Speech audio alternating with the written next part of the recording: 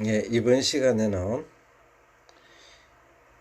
시간부터는 이스라엘의 역사에 대해서 우리가 공부하도록 하겠습니다. 먼저 주님께서 가르쳐 주신 기도로서 시작하도록 하겠습니다. 하늘에 계신 우리 아버지여, 이름이 거룩히 여김을 받으시오며 나라가 임하옵시며 뜻이 하늘에서 이루은 것 같이 땅에서도 이루어지이다. 오늘날 우리에게 일용할 양식을 주옵시고 우리가 우리에게 죄 지은 자를 사하여 준 것 같이 우리의 죄를 사하여 주옵시고 우리를 시험에 들게 하지 마옵시고 다만 악에서 구하옵소서. 대개 나라와 근세와 영광이 아버지께 영원히 있사옵나이다. 아멘. 예, 이번 시간부터는 우리가 이스라엘의 역사에 대해서 공부해 보도록 하겠습니다. 창세기 천지 창조를 거쳐서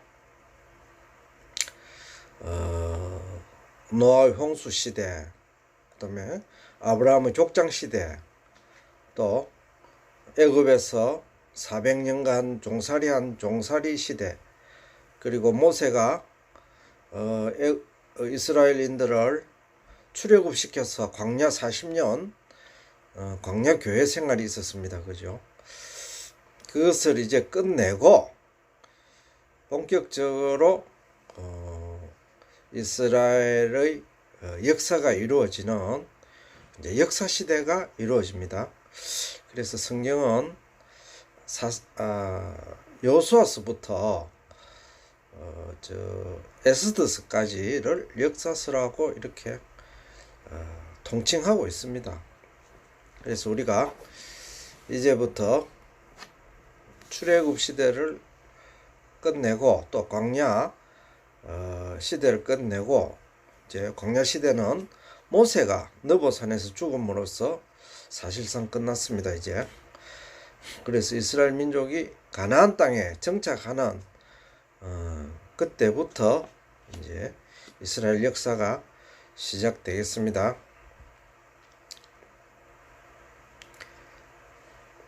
시편 135편 4절 말씀입니다.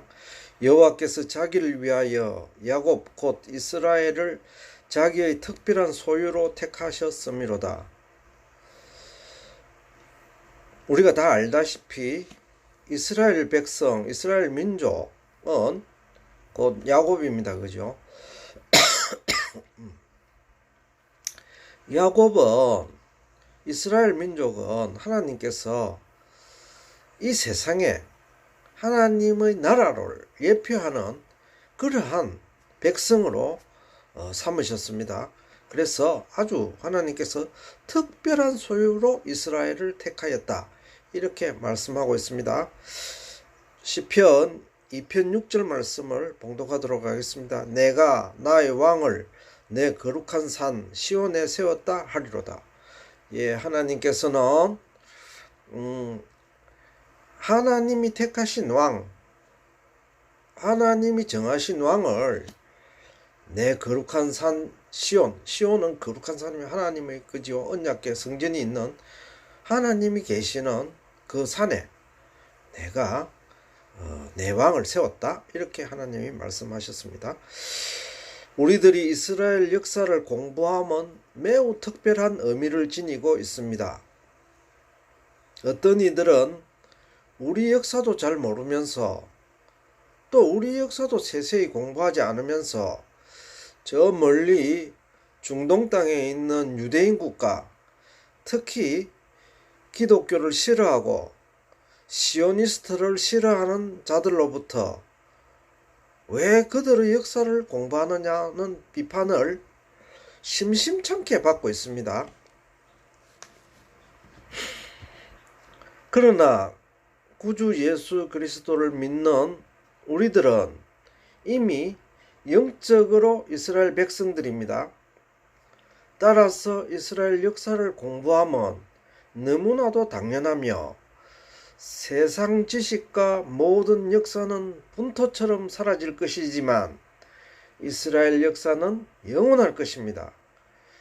이스라엘은 하나님의 섭리 속에서 현재도 역사하는 상징적인 국가입니다.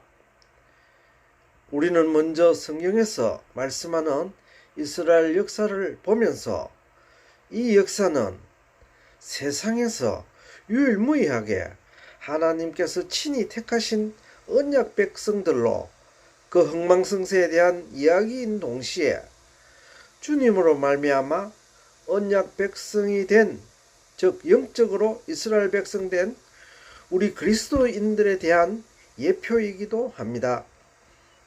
인류 역사에서 이스라엘 민족의 흥망성쇠는 어떤 위치와 의미를 가질까요? 특별히 하나님의 구속 섭리 중에 이스라엘 역사는 어떤 의미를 가질까요? 야곱의 12아들로 시작된 이스라엘 역사는 곧 애굽에서 400년간 종살이를 거쳐서 거대한 민족으로 발전하였습니다. 40년간의 광야 생활, 그리고 약 400년간의 사사시대를 거쳐 다윗이 사울 왕의 뒤를 이어 왕이 됨으로 다윗 왕조가 성립되었습니다. 이 내용은 우리가 다 익히 아는 내용들입니다. 그죠? 시편 78편 67절에서 72절 말씀을 제가 봉독하도록 하겠습니다. 또 요셉의 장막을 실어버리시며 에브라임 지파를 택하지 아니하시고 오직 유다 지파와 그 사랑하시는 시온산을 택하시고 그 성소를 산의 높임같이 영원히 두신 땅같이 지으셨으며 또 그 종 다윗을 택하시되 양의 우리에서 취하시며 젖양을 지키는 중에서 저희를 이끄사 그 백성인 야곱 그 기업인 이스라엘을 기르게 하셨더니 이에 저가 그 마음의 성실함으로 기르고 손의 공교함으로 지도하셨도다. 하나님, 이 시편 78편 이 방금 본문에는 하나님은 요셉 장막도 실어버리셨고 에브라임 지파도 택하지 아니하셨다고 말씀합니다. 그리고 오직 유다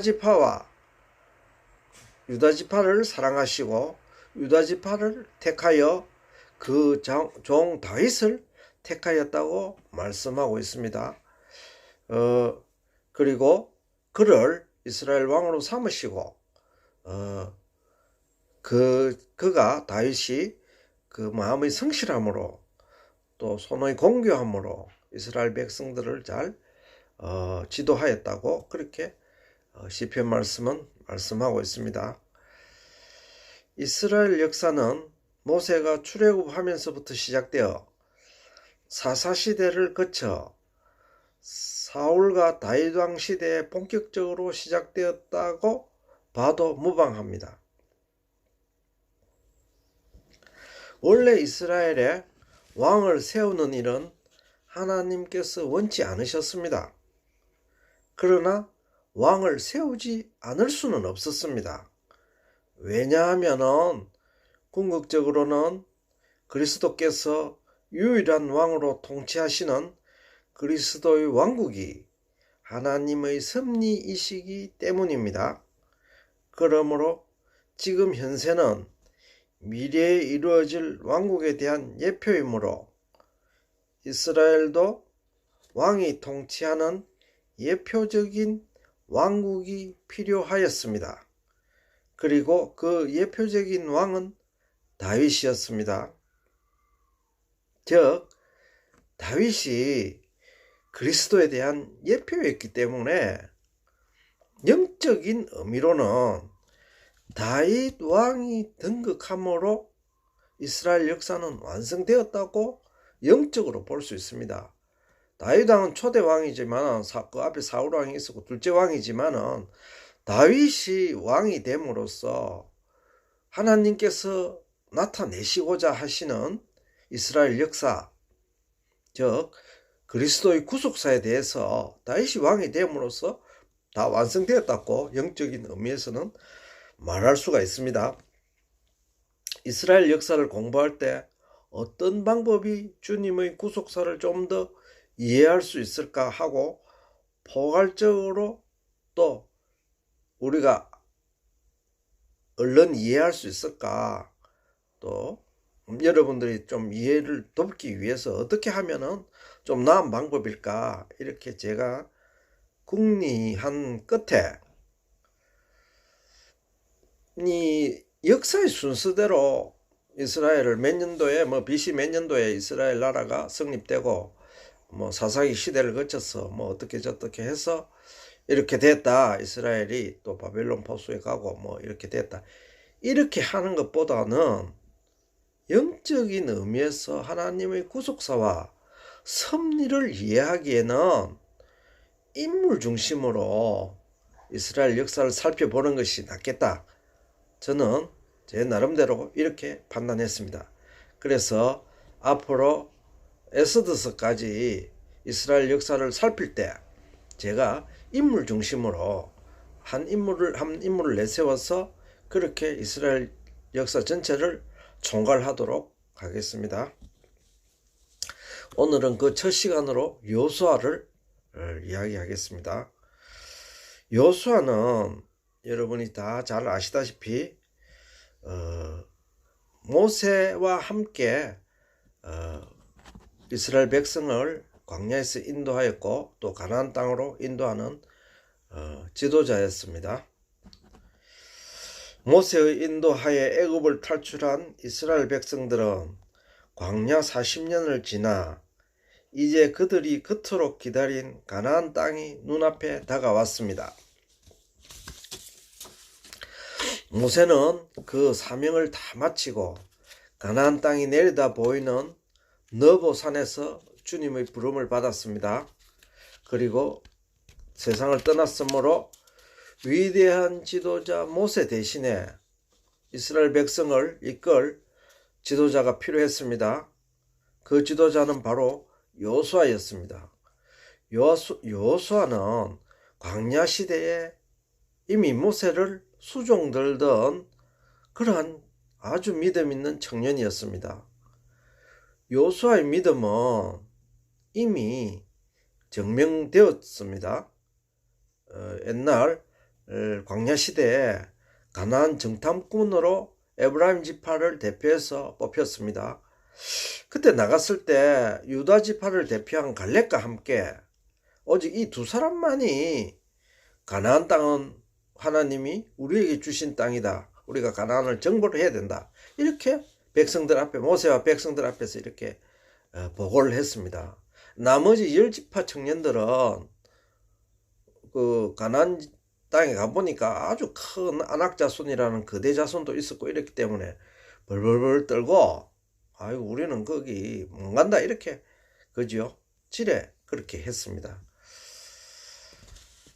그래서 그 시대 우리가 역사를 다 알다시피 그 시대 장정들은 모두 광야에서 다 죽었습니다. 오직 여호수아와 갈렙 두 사람만이 가나안 땅을 밟게 되었습니다. 여호수아서 1장 1절에서 2절 말씀을 제가 봉독하도록 하겠습니다. 여호와의 종 모세가 죽은 후에 여호와께서 모세의 시종 눈의 아들 여호수아에게 일러 가라사대 내 종 모세가 죽었으니 이제 너는 이 모든 백성으로 더불어 일어나 이 요단을 건너 내가 그들 곧 이스라엘 자손에게 주는 땅으로 가라. 모세가 죽었으므로 하나님께서는 여호수아에게 이제 그 임무를 맡기셨습니다. 모세가 이때까지 걸어온 길이 애굽에서 탈출하는 것도 중요하지만은 이 탈출한 이스라엘 백성들을 젖과 꿀이 흐르는 가나안 복지에 가나안 땅에 하나님이 주신 땅인 가나안 땅에 인도하는 것이 궁극적인 목적이었습니다. 그죠? 그랬는데 아시다시피 모세는 그 사명을 다 마치고 요단을 건너기 직전인 너보산에서 죽었습니다. 그래서 하나님께서는 이스라엘 백성을 인도할 그러한 인도자로 여호수아를 지명하셨습니다. 여호수아의 뜻은 여호와께서 구원하신다 라는 뜻입니다. 호세아, 예수아, 예수 모두 같은 뜻의 이름으로 여호수아는 영적 의미에서는 그는 그리스도께서 우리들을 영원한 가나안 복지로 인도하심을 예표하고 있습니다. 즉 여호수아는 그 내용의 뜻이 메시아라, 구원자다. 그가 이스라엘 백성들을 가나안 땅으로 인도할 것이다.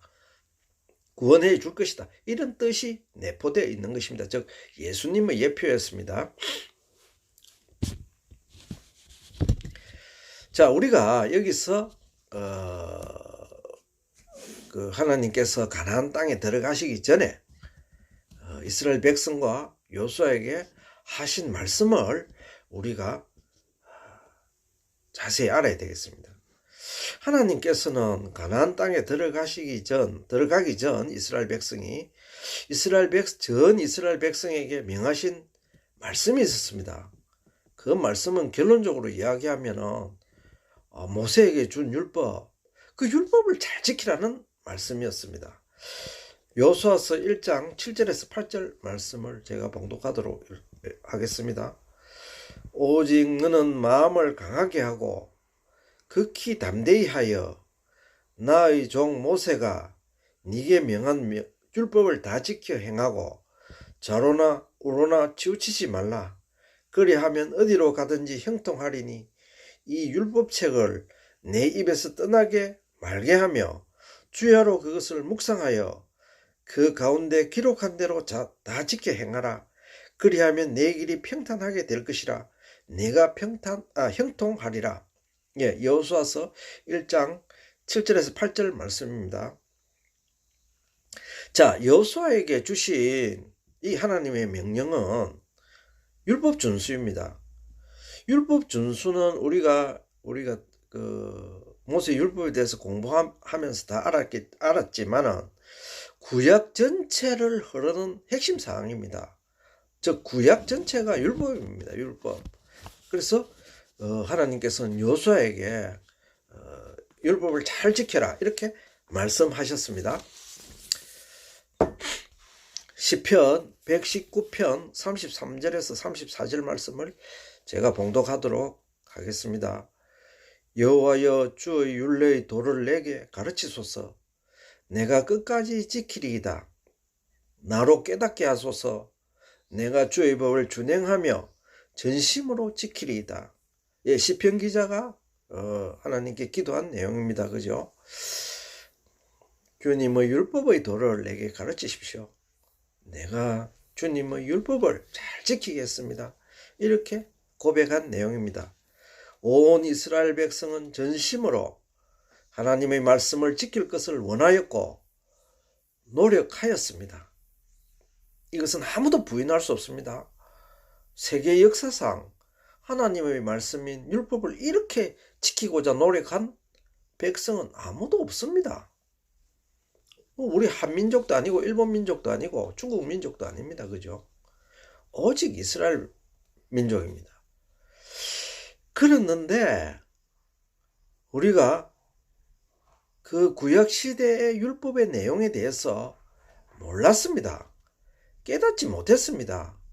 하나님께서 그 율법을 비밀로 감추어 두셨기 때문에 아무도 깨닫지 못했습니다. 그래서 율법이 말하는 그 내용을 다 지켜 행하고 그러면은 복이 오고 그렇게 안 지키면은 저주를 받는다.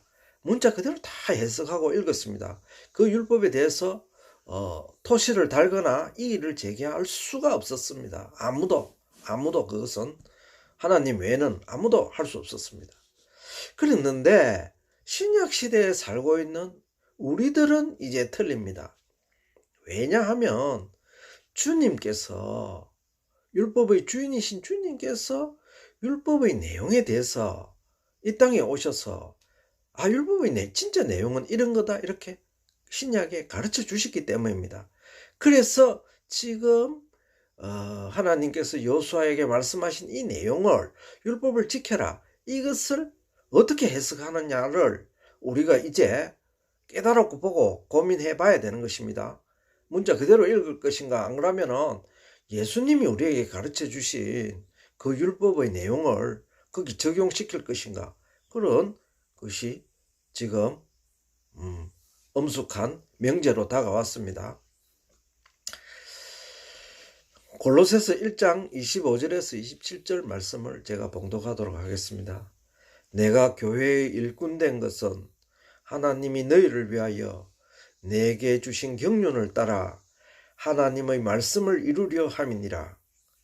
이 비밀은 만세와 만대로부터 엄으로 감추었던 것인데 이제는 그의 성도들에게 나타났고 하나님이 그들로 하여금 이 비밀의 영광이 이방인 가운데 어떻게 풍성한 것을 알게 하려 하심이라.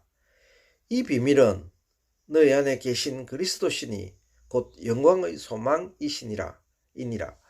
골로새서 1장 25절에서 27절 말씀입니다.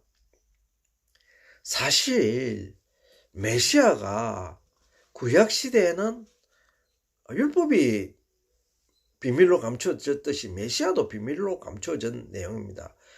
메시아가 오면은 우리 인류들은 다 구원을 얻을 것이다, 이렇게 다들 생각은 하고 있었죠.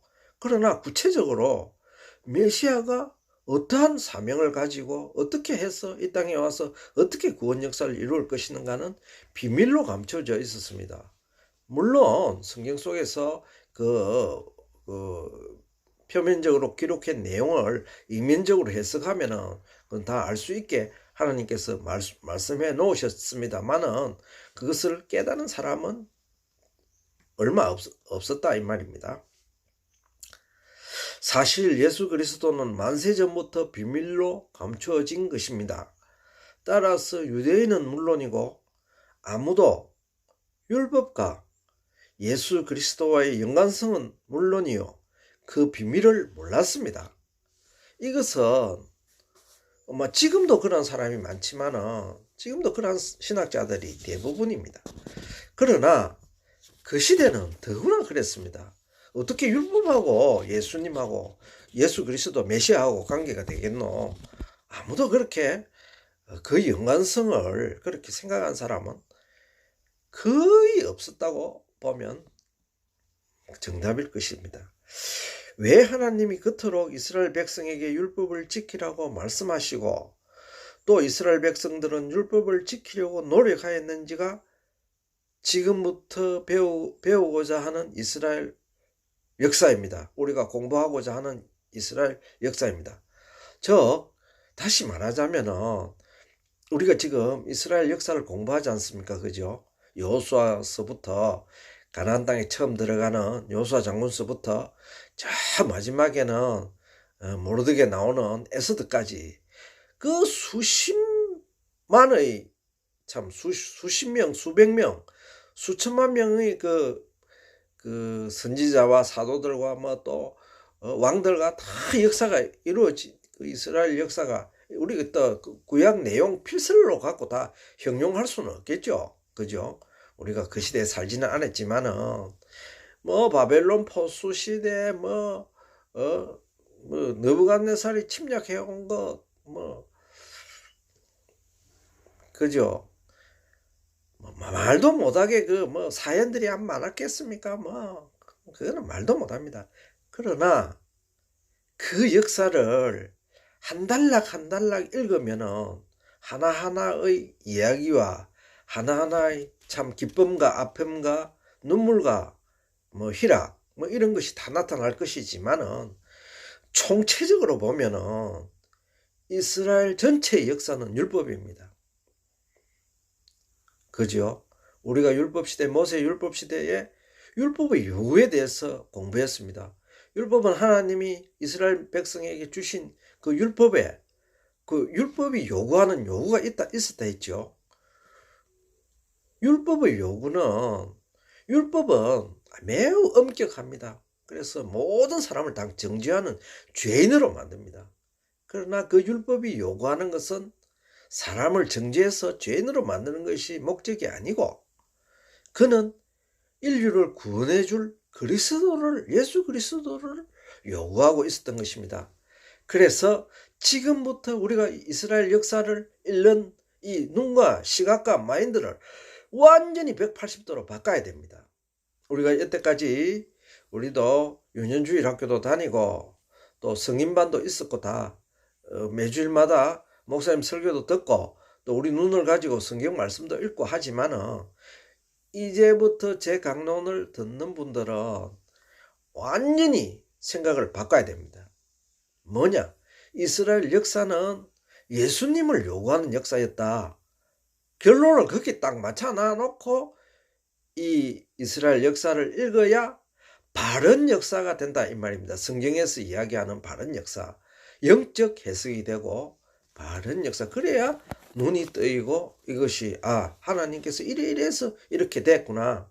만약에 거기 그 역사관을 가지지 않고 딴 이유를 갖다 대고 율법을 읽으면은 몇 수천 년 동안 하듯이 똑같습니다. 율법을 이래 하면 복 받고 이래 하면 저주 받고, 그죠? 그런데 율법을 지킨 사람은 아무도 없고, 그럼 그게 뭡니까? 그게 뭡니까 그래? 하나님 말씀이. 그러면 안 되겠죠.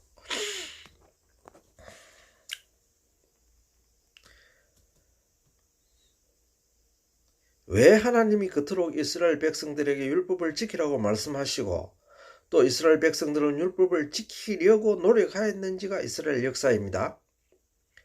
지금 우리들이 배우고 깨닫고자 하여 이스라엘 역사를 공부하는데 그 목적을 알지 못하면 전혀 엉뚱한 결론을 내리고 표면적, 표피적 역사를 공부하고 우리는 성경 말씀을 구약 성경 말씀을 잘 읽고 이스라엘 역사를 공부를 잘했다 이렇게 스스로 평가할 것입니다.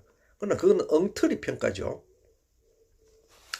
갈라디아서 4장 4절에서 5절 말씀입니다. 때가 참에 하나님이 그 아들을 보내사 여자에게서 나게 하시고 율법 아래 나게 하신 것은 율법 아래 있는 자들을 속량하시고 우리로 아들의 명분을 얻게 하려 하심이라. 예수님을 이 땅에 보내신 목적과 이유가 여기 갈라디아서 4장에 기록되어 있습니다. 때가 참에 하나님의 어떤 시간표가 참에 예수님께서 이스라엘 땅에 오셨습니다. 성모 마리아를 통하여 이 땅에 오셨습니다. 그리고 예수님은 율법 아래 태어났습니다. 율법 위에 태어난 게 아니고 율법 아래 태어났습니다. 그 목적이 여기 기록되어 있습니다. 율법 아래 나게 하신 것은 율법 아래 있는 자들을 속량하시고 다 죄를 속해 주시고 우리로 아들의 명분을 얻게 하려 하심이라. 죄가 없어야 하나님의 아들이 되죠. 그래서 예수님께서는 우리 모두를 다 죄를 없애시고 하나님의 아들을 되게 하는 그런 목적으로 이 땅에 오셨다.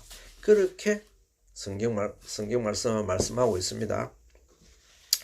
예수님이 이 땅에 오심의 목적은 우리 죄를 속량하시고 우리를 하나님의 아들로 삼으시기 위함입니다. 그 죄는 율법으로 인한 죄였습니다. 우리가 세상에서 말하는 죄가 아니고 율법에서 정해놓은 죄입니다. 결론적으로 율법은 죄를 깨닫게 하며 율법은 오직 예수 그리스도만을 요구하게 되었습니다. 지금부터 전개되는 모든 이스라엘 역사는 영적인 의미에서는 율법입니다. 이스라엘 역사가 어떻고 저떻고 아합이 어떻고 또 누가 어떻고 이렇게 다 한 거. 그게 크게 보면은 큰 영적인 의미에서 보면 그거는 율법이었다. 이렇게 결론 지을 수 있습니다. 또한 이스라엘 역사 전부가 예수 그리스도를 요구하심임을 깨닫고 이스라엘 역사를 보아야 할 것입니다. 엘리야 시대에 왜 이런 일이 있고 또 요사바 시대에는 왜 이런 일이 있었노? 그런 내용은 그 표면적인 내용만, 단편적인 내용만 보면은 해석이 안 됩니다. 그죠? 아마 그렇다 이렇게 표면적으로 지나갈 수밖에 없습니다. 그거는 어떤 역사가 같은지 그러나 우리가 방금 이스라엘 역사를 공부할 적에 율법을 알아야 된다. 율법의 내용을 알아야 된다. 왜 그러냐면 그것을 알아야 이스라엘 역사가 진정한 역사의 의미가 풀리고 역사가 풀리는 것입니다. 하나님이 이스라엘 역사 구약시대를 기록한 그 목적과 이유를 우리가 알게 되는 것입니다. 그래서 지금 여호수아서 들어가기 전에 이렇게 장황하게 설명하고 있습니다. 그래서 이제 여러분도 저도 이렇게 율법의 의미에 대해서는 다 같이 깨달았다고 생각하고 이해했다고 생각하고 이제 여호수아서에 들어가도록 하겠습니다. 그래서 모세가 죽고 나서 여호수아는 마침내 요단강가에 이르렀습니다. 이제 강만 건너면은 그죠? 가나안 땅이었습니다. 여호수아서 1장 10절에서 11절 말씀을 제가 봉독하도록 하겠습니다. 이에 여호수아가 백성의 유사들에게 명하여 가로되 진중에 두루 다니며 백성들에게 명하여 이르기를 양식을 예비하라. 3일 안에 너희가 이 요단을 건너 너희 하나님 여호와께서 너희에게 주사 얻게 하시는 땅을 얻기 위하여 들어갈 것임이니라 하라. 그죠? 자, 여호수아가 우리가 요단에 들어가기 전에 여러 가지 준비를 했습니다. 여호수아는 3일 길을 첫 번째 예배했습니다. 우리가 저 아브라함과 이삭과 야곱 공부할 적에 우리가 3일 길에 대해서 공부를 했습니다. 그 3일 길의 영적 의미는 예수님이 걸은 3일 길, 하나님께서 3일 길에 대한 의미를 주셨습니다. 그렇죠? 그 궁극적인 내용은 세 번째는 모든 역사를 다 회복하고 예수님이 우리를 영적인 가나안 땅에 인도할 것이다. 이것이 3일길의 그죠? 영적 해석이었습니다. 그래서 여호수아도 이 표면적인 이것을 해야 이걸 읽고 내중에 우리들이 깨달을 것이기 때문에 여호수아는 요단을 건너기 전에 3일길을 예배했습니다. 그리고 언약궤를 3일이 지난 후에 언약궤를 앞세우고 요단강을 건넜습니다. 요단물은 언약궤 앞에서 말라버렸습니다. 그래서 마침내 요단을 건너 가나안 땅을 밟았습니다. 가나안 땅은 언약의 땅, 약속의 땅, 하나님이 자기 백성에게 허락하신 젖과 꿀이 흐르는 복지의 땅, 복이 넘치는 땅이었습니다. 그러는데 우리가 흔히 가나안 땅이 젖과 꿀이 흐르는 땅이다, 영원한 복지가 있는 땅이다 이렇게 하지만은 실제로 성지순례도 지금 가보고 하지만은 이스라엘 팔레스타인 지방이 그렇게 우리 한국보다 비옥하고 이런 게 아닙니다. 훨씬 한국이 더 비옥하고 사시사철 있고 강산도 푸르고 하죠. 거기는 황량한 데가 더 많고 물도 잘 없는 그런 중동 땅입니다. 그죠? 그래서 이것을 우리가 해석할 적에 언제나 하나님이 내중에 3일 만에 이룩해 주실 우리가 신천신지 이것을 가나안 땅 영적 의미에서 가나안 땅으로 이해해야 이것이 해석된다 이 말입니다. 여호수아서 5장 15절 말씀입니다. 여호와의 군대 장관이 여호수아에게 이르되 네 발에서 신을 벗으라. 네가 선 곳은 거룩하니라. 예, 이 가나안 땅은 이제 거룩한 땅입니다. 왜? 하나님이 가나안 복지로 인정해 주셨으니까 거룩한 땅이죠. 하나님 계신 모세가 시내산 뜰기에서 그죠? 하나님을 만났을 때, 하나님의 사자를 만났을 때 하나님께서 그죠? 신을 벗으라. 그곳은 거룩한 것이다. 이렇게 말씀하신 것처럼 여호수아에게도 똑같이 그렇게 말씀하셨습니다. 하나님이 계시는 곳, 하나님이 지명하신 곳, 하나님이 약속하신 땅은 거룩하고 복스러운 그런 우리들이 영원히 살 그런 곳입니다. 강을 건너 길갈에 진친 여호수아는 이스라엘 모든 백성에게 할례를 행하였습니다. 할례의 의미는 이제 가나안 땅에 살 이스라엘 백성들은 모두 할례를 받아야 합니다. 할례 의식을 거쳐야 됩니다. 할례의 의미는 이미 창세기서에서 공부하였듯이 애굽의 수치를 굴러가게 하는 것이고 하나님의 자녀로 거듭남이었습니다. 자, 애굽에서 종살이 400년간 했다 아닙니까? 그죠? 그리고 이제 가나안 복지에 왔으니까 여호수아 장군이 모든 이스라엘 백성 다 할례를 받으라 이랬어. 그래서 할례를 다 받았습니다. 그럴 때 성경은 길갈이란 뜻이 수치를 굴러갔다. 애굽에서의 수치를 굴러가게 했다. 그래서 우리가 공부했죠. 그 영적인 의미는 우리 인류의 첫 원죄와 관련되어 있고 그 사탄의 씨에서 이제 씨가 바뀌는 다른 씨로 되었다. 이런 뜻입니다. 그래서 사탄의 올무에서 벗어났다. 이런 것입니다. 그래서 하나님의 자녀로 거듭남이 인침이 바로 할례의 예식입니다. 요수아는 여리고 평지에 진을 치고 그의 유월절을 보냈습니다. 가나안 땅의 첫 관문인 여리고성은 난공불락의 성이었습니다. 이 유월절과 그죠? 내중에 에스더스에 나오는 그 맨 마지막 12월 절기 그 불임절 그죠? 참 의미가 있는 거예요. 유월절은 첫 절기입니다. 언제든지. 그래서 유월절은 첫 번째고 또 마지막 절기가 있다 이 말이죠. 그래서 여호수아가 여리고성 앞에서 유월절을 처음 보냈습니다. 여리고성의 뜻은 종류나무 성읍, 향기 나는 성읍, 또 다른 뜻은 달의 여신의 성읍이라는 여러 가지 이름을 가지고 있는 고대의 아주 유명한 성읍이었습니다. 아주 오래된 성읍이었습니다. 즉 인류가 첫 번째로 도시 생활을 하면서 만든 성읍이 여리고성이 아니었나 이렇게 고고학자들은 다 추적하고 있습니다.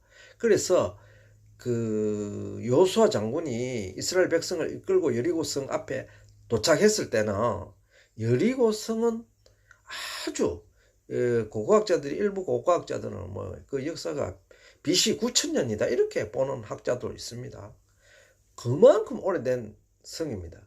그래서 이스라엘 백성들이 여리고성 앞에 도착했을 때는 여리고성은 난공불락의 성이었습니다. 고고학자들이 여리고성을 지금도 살펴보고 있는데요. 그것은 2중 3중으로 이렇게 아주 겹겹이 성이 설치되어 있어서 그 두께도 어마어마했다 합니다. 그 지금 무너진 그 성틀을 살펴보면은 그래서 뭐 아무도 외적이 그 무너뜨릴 수 없는 그런 성읍이었습니다. 학자들에 따르면 여리고성은 BC 9000년 전에 건축된 세계에서 가장 오래된 성읍 중에 하나라고 하듯이 여리고는 사람 살기에 쾌적한 곳이었습니다. 그리고 이 쾌적한 성읍에 여리고성에는 라합이라는 여성이 살고 있었습니다. 라합 잘 아시죠? 라합의 직업은 매춘이었습니다. 기생이었습니다. 몸을 팔고 생계를 이어가는 그러한 직업을 하고 있었습니다. 그랬는데 그 여인은 믿음의 여인이었습니다. 히브리 11장 30절에서 31절 말씀을 제가 봉독하도록 하겠습니다. 믿음으로 7일 동안 여리고를 두루 다니며 성이 무너졌으며 믿음으로 기생 라합은 정탐꾼을 평안히 영접하였으므로 순종치 아니한 자와 함께 멸망치 아니하였도다. 라합은 이미 잘 알려진 바대로 예수님의 먼 어머님이십니다. 그래서 정탐꾼 살몬, 그죠? 유다 지파에 속하는 살몬, 그 정탐꾼, 라합의 집에 머물렀던 그 정탐꾼하고 나중에 결혼을 했습니다. 그래서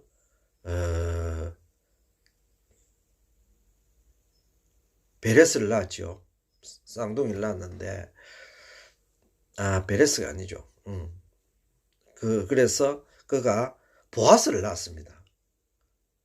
루스의 남편 보아스를 낳았습니다. 그죠?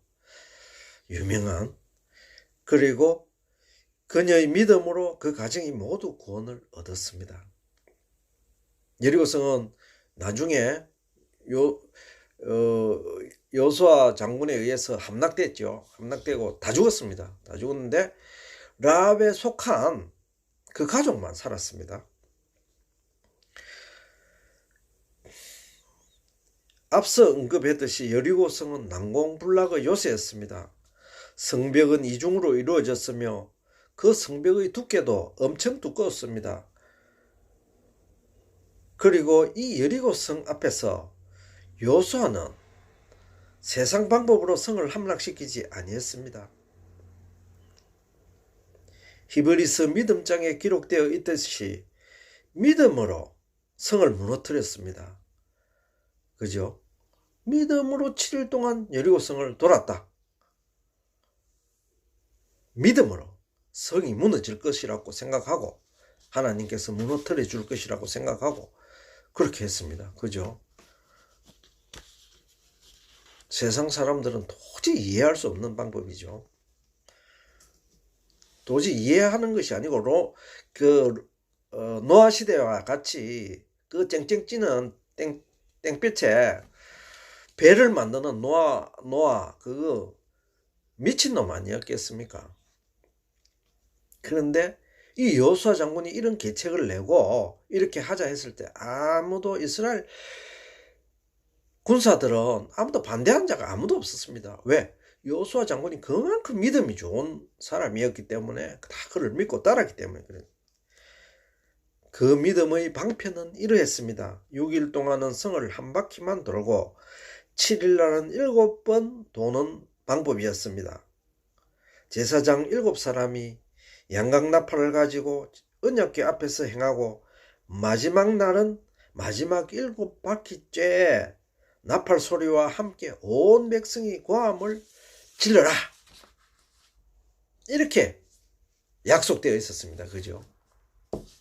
그래서 제사장들과 언약궤를 앞세우고 성을 돌았습니다.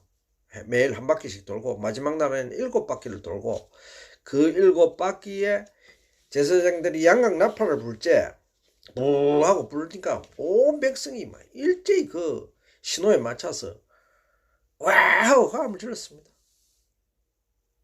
그러니까 어떤 기적이 일어났습니까? 우리가 다 성경 말씀을 읽어서 알다시피 그 단단한 여리고성이 무너져 내렸습니다. 달의 여신 성읍이라는 그 별칭을 갖고 있는 그 여리고성이 무너져 내렸습니다.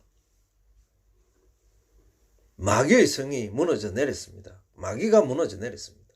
영적으로 의미하면은 여호수아는 위대한 지도자 모세와 같은 위엄과 권위를 지닌 장군이었습니다. 믿음으로 행하는 이 방식에 대하여 아무 장군들도 이의를 제기하지 않았고 믿음으로 일심으로 이 성을 무너뜨렸습니다. 여호수아는 아이 성을 함락시킨 다음 에발산에 단을 쌓았습니다. 뭐 여러 가지 사연이 있고 또 전투 내용도 있었습니다만은 영적으로 섭리적으로 중요한 내용만 다 이야기할 수 없으니까 그렇게 짚어가도록 하겠습니다. 여호수아서 8장 30절에서 34절 말씀입니다. 때에 여호수아가 이스라엘 하나님 여호와를 위하여 에발산에 한 단을 쌓았으니 이는 여호와의 종 모세가 이스라엘 자손에게 명한 것과 모세의 율법책에 기록된 대로 철 연장으로 다듬지 아니한 쇠돌로 만든 단이라. 무리가 여호와께 번제와 화목제를 드렸으며 여호수아가 거기서 모세의 기록한 율법을 이스라엘 자손의 목전에서 그 돌에 기록하며 온 이스라엘과 장로들과 유사들과 재판장들과 본토인뿐 아니라 이방인까지 여호와의 언약궤를 맨 레위 사람 제사장들 앞에서 궤의 좌우에서 절반은 그리심산 앞에 절반은 에발산 앞에 섰으니 이는 이왕의 여호와의 종 모세가 이스라엘 백성에게 축복하라고 명한 대로 함이라. 그 후에 여호수아가 무릇 율법책에 기록된 대로 축복과 저주하는 율법의 모든 말씀을 낭독하였으니. 여호수아서 8장 30절에서 34절 말씀입니다. 예, 에발산에서 여호수아가 단을 쌓았습니다. 그리고 그리심산에서는 축복의 말씀을, 에발산에서는 저주의 말씀을 그렇게 말씀했습니다. 그래서 이 내용이 중요한 내용인 것은 신약시대에 예수님이 수가성 여인을 만났을 때가 바로 여기입니다. 그리심산의 훗날 사마리아인들은 거기 단을 쌓고 여호와께 제사를 드렸던 것입니다.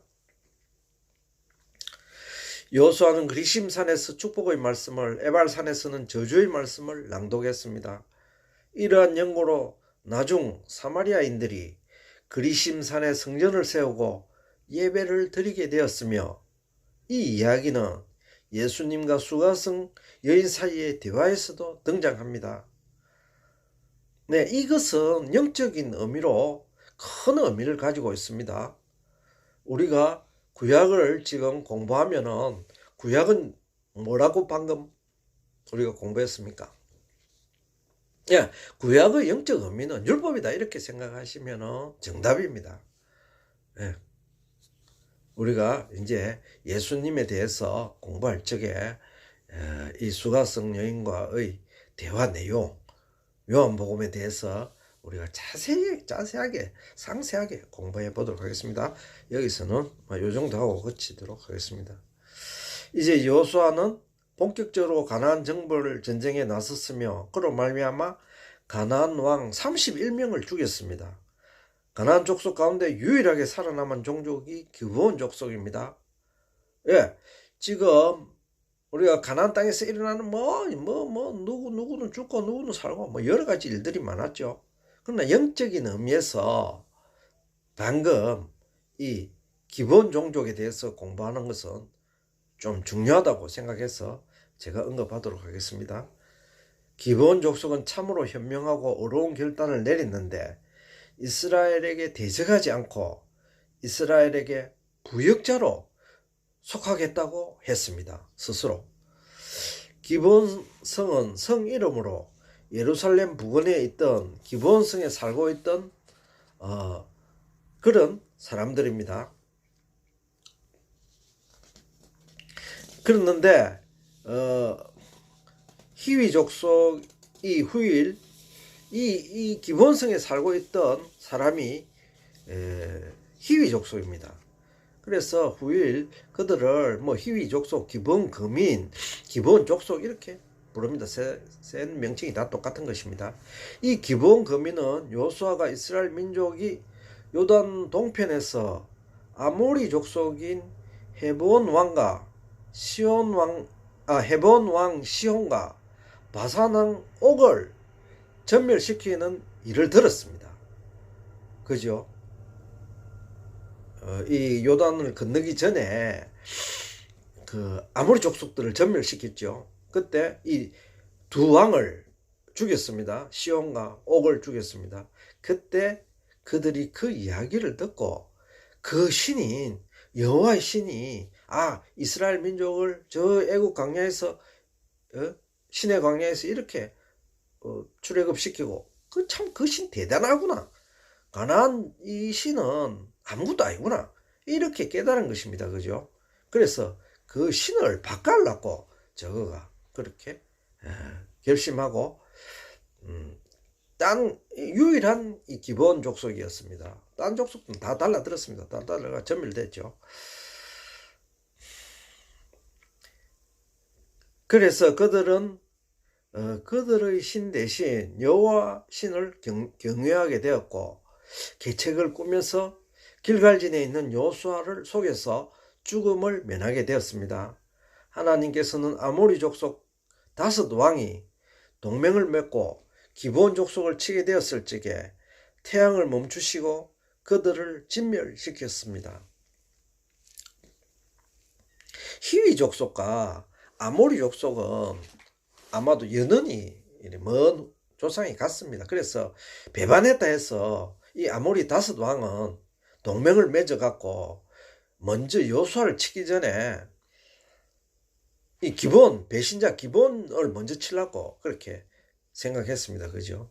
그래서 이제 다급하게 여호수아에게 구원을 요청하게 됐을 때 여호수아 장군이 그들을 진멸시켰습니다. 여호수아서 10장 12절 말씀을 읽겠습니다. 태양아 너는 기본 위에 머무르라. 달아 너도 아얄론 골짜기에 그리할지어다. 자, 이 말씀을 우리가 읽었습니다만은 성경 기록에는 이 아얄론 골짜기에서의 전투를 위하여 하나님께서 태양을 멈추셨다고 합니다. 그 기본 족속을 살리기 위하여. 이거는 아마 전무후무한 일일 거라고 저는 생각합니다. 태양이 멈춰서 환하게 이렇게 밝혀줘서 전투하는데 도움을 줬다. 그리고 이제 후일 그들이 이스라엘 민족의 종으로 됐죠. 그래서 그리고 세월이 오랜 뒤에 그들은 이제 바벨론 포수 때 정도 돼서는 그들은 이스라엘 민족으로 하나로 들어왔습니다. 그래서 그게 기록되어 있는 것입니다. 그래서 왜 제가 이 내용이 중요하다고 생각하면은 우리도 똑같다 이거죠. 하나님을 경외하는 이 일에는 그죠?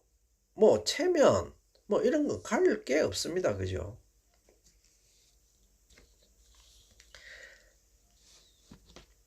가나안 땅을 평정한 여호수아는 이스라엘 12지파의 땅을 적절히 잘 분배하였습니다. 그죠? 땅을 잘 분배. 요새 땅 갖고 싸움 많이 나는데 여호수아는 땅을 잘 분배해 주었습니다. 그래서 뭐 이스라엘 역사서 수백 년 동안 지파들이 12지파가 땅 갖고 내 땅이니 네가 많이 들어갔니 이래 갖고 싸움 났다는 형제들 간에 싸움 났다는 이야기는 아직 저는 못 들었습니다. 이로써 여호수아는 약속의 땅 가나안에 이스라엘 백성을 성공적으로 정착시키고 사실상 가나안 족속을 멸절시킴으로써 그의 임무는 성공적으로 수행되었습니다. 예, 사실상 다 멸절을 못 시켰죠. 못 시켰지만은 그래도 여호수아는 다 시켜난 거나 마찬가지였습니다. 여호수아서 24장 21절에서 25절 말씀을 제가 봉독하도록 하겠습니다.